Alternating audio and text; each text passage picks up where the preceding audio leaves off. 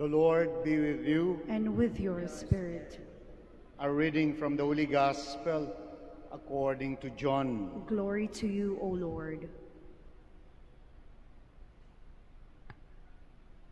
Jesus said to his disciples, "As the Father loves me, so I also love you. Remain in my love.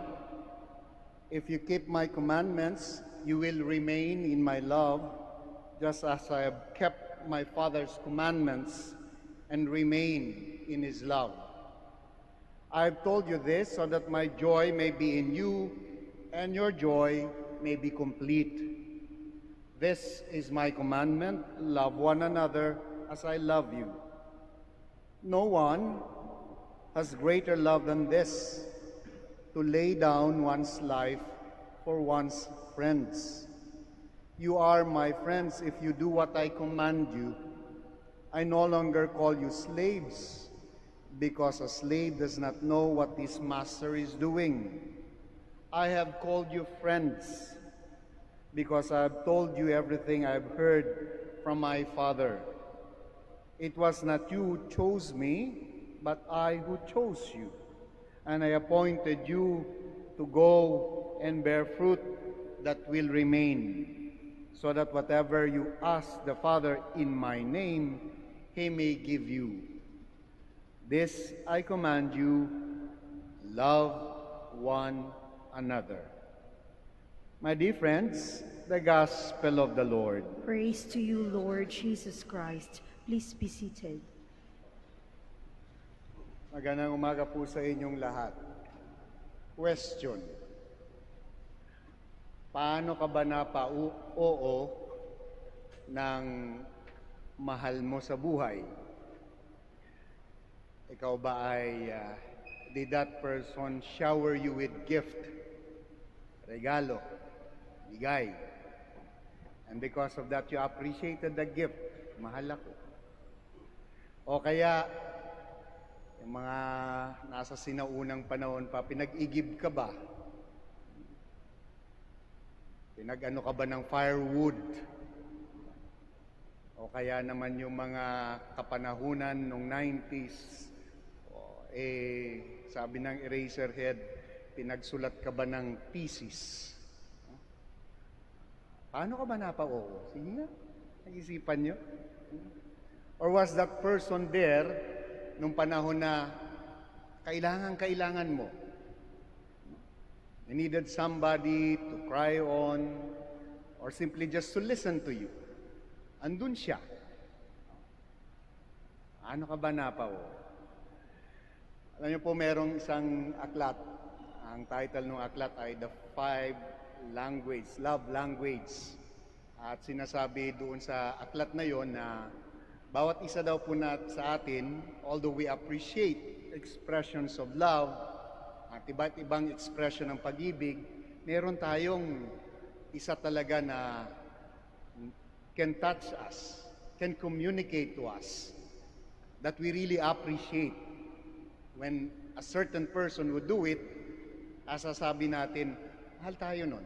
No? And according to that book, yung isa daw ay quality time. No? Kapag the person spends quality time with you, wala lang, no? Andun lang. Kung may pangangailangan ka, andun siya. Wala naman, andun pa rin siya. No? Quality time. You are there, and that person spends time with you. Meron naman mga tao that appreciates yung mga words of affirmation. Kapag nako-compliment ka, pagka may ginawa ka, uy, ang sarap ng luto mo. Yan, no? O yan, linis ng damit, no? Linis ng bahay, no? O yung sipag naman. No? Yung words of affirmation na yon rings closely to you. Uy, mahal ako. No? O meron naman, mga tao na kailangan kapag naglalakad kayo, lagi mong kahawak, holding hands while walking. No? Touchy. No? Physical. No? May mga ganoon na na-appreciate. Yung ganoong way of expressing yung pag-ibig. Meron naman, kahit na hindi nagsasalita, pero nakikita. Yun na nga. No? Araw-araw, pinagluluto ka. Araw-araw may ginagawang linilinis yung bahay. No? Quincenas at 30, i-entrega ng acts of service. No? Konkreto. Doesn't even need words. But that person, kapag ka ginawa yun, alam mo na act of love yun.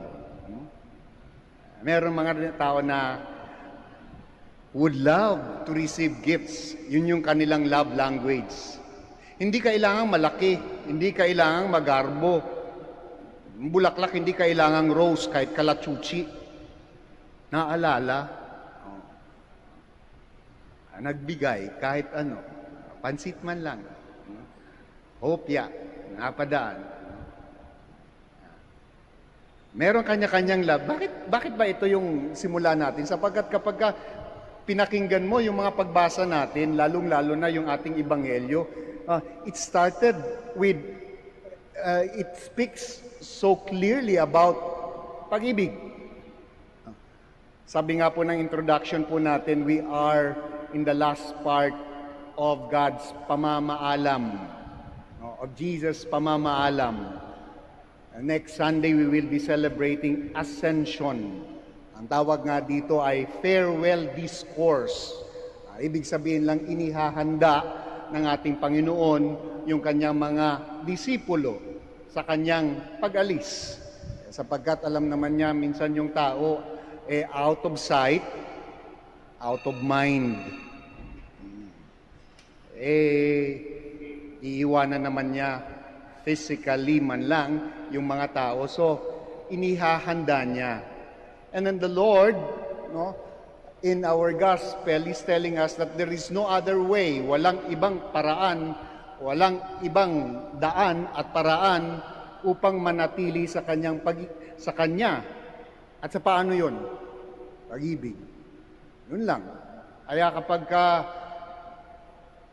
tiningnan mo po yung mga pagbasa natin sa araw na ito, mahigit sa 20 yung salitang pag-ibig na mention o kaya alluded to. Simula. We are talking about this sapagkat walang ibang dahilan at walang ibang paraan kung paano manatili sa kanyang pag-ibig. Sa kanyang pag-ibig, kundi sa pag-ibig rin. Una, ang ating ebanghelyo ay mas malalim kaysa doon sa 5 love language sapagkat muli-muli pinapaalala sa atin ang ating katayuan. Minahal ka muna. Kaya may kakayahang magmahal. Kaya minahal. Kaya lang, madaling makalimutan Ayan. Yung mga may asawa dito. Madalas kapag tumatagal na, nagkakalimutan na. Kaya nga dito sa simbahan, laging pinapaalala yun. Hindi nawawala ng krus. Ayun. And what is that for? It is always a reminder na hindi ka cheap. Mahal I took the life of the Lord expressed in His death, and not only in His death, but also in His resurrection. Kompleto yun. He did not simply die for us, He rose for us. That is why, whenever you go to church, always look for the cross with the Christ in it, because it reminds us of the very fundamental aspect of love. Mahal ka. Minahal ka. Now and forever. Kaya may kakayanang magmahal kasi minahal ka. Kaya nga, di ba? Yung ikalawang pagbasa, it begins with the word beloved. Yan tawag sa atin. Sa sa Pilipino? Mahal. Kaya kadalasan kapag may mga pinagdadaan, mahal ba talaga? Kaya pagka pupunta ka sa simbahan, hahanapin mo yung krus para makaalala kung gaano kakatinding minahal. Kaya yung mga pumupunta sa simbahan na para makalimot ng pinagdadaan ng problema, wala ho kayo sa tamang lugar. Dito hindi makalimot, kundi makaalala. Mahal eh. Ganyan. Minahal. Kaya kaya nating magmahal. Pangalawa, yung pag-ibig ng Diyos na ito ay quality time. We have a God who is present, not absent. Kaya nga, di ba kapag Pasko, ang ating pinagdiriwang ay Emmanuel, God with us. Pinakamatingkad na lingwahe ng Diyos at pag-ibig ay presensya. Mahirap ang laging absent. Lahat naman tayo dito siguro ay nakatuntong man lang ng grade 1, grade 2, nakapag-aral. Mga teacher din po kami. Minsan ho, hindi naman lahat sa mga estudyante napakahuhusay kaagad. Lang minsan, hahanapin mo na lang At hindi mo magawang ibagsak kasi laging present May effort. No? Pagpasok na lang may effort Pag nakita mo yung ganong effort, no? Present kasi. Kaya nga sabi ng lolo namin, lahat tayo pasang-awa. Kasi kadalasan presence lang yun naman talaga yung unang ng Panginoon, present. Present ako.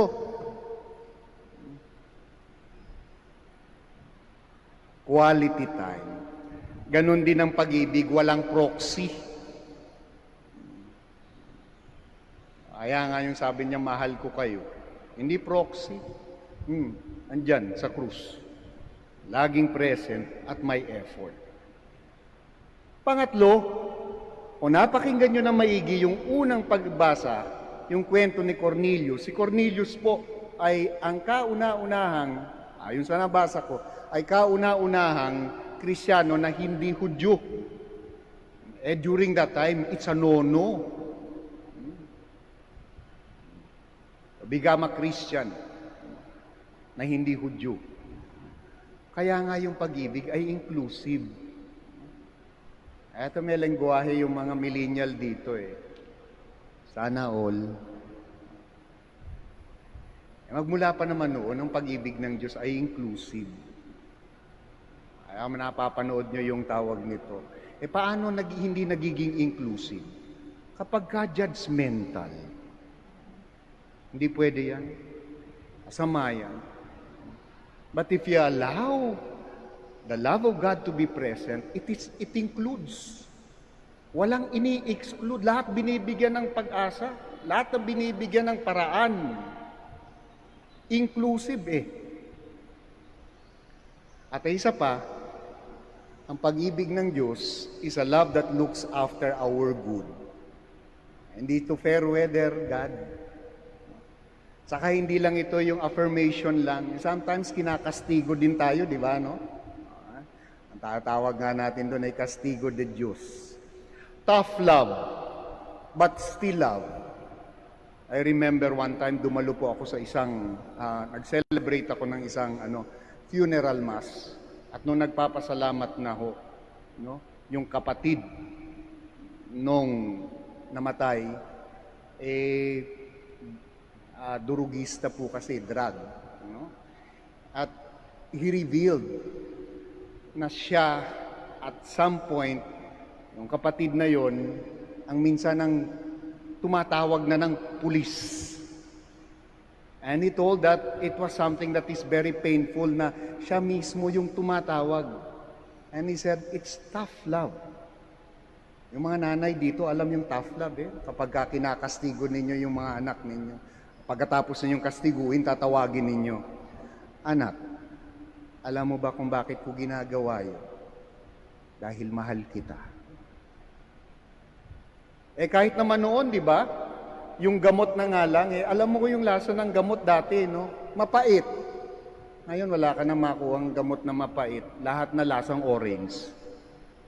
Kasi ayaw nang inumin ng mga bata. But before, alam namin kapag kagamot yan, lasang gamot, mapait And something good because it tells us that punishment, penalty, ay hindi nakakatuwa, but it's for our own good. Eh, ganun yung Diyos natin. Kinukonsinsi, pero pagka, ayan, hulog ka rito sa kamay ko. At isa pa, yung pag-ibig ng Diyos ay may forever. Marami na dito nasaktan. Pero ang pag-ibig ng Diyos ay may forever. Kaya nga, yung nasa huli ng Ebanghelyo, how do we remain in His love? Yun yung sabi niya, no? How do you remain in His love? Walang iba. Yung huling pananalita sa Ebanghelyo, kundi love one another. The only way for us to remain in the love of God if we continue to love each other, no matter what. Dear friends, we are living in a very challenging times na china-challenge pati yung kakayanan nating magmahal, magbigay, magpatawad, magparaya. Lahat yun ay mukha ng pag-ibig ng Diyos. Walang ibang paraan.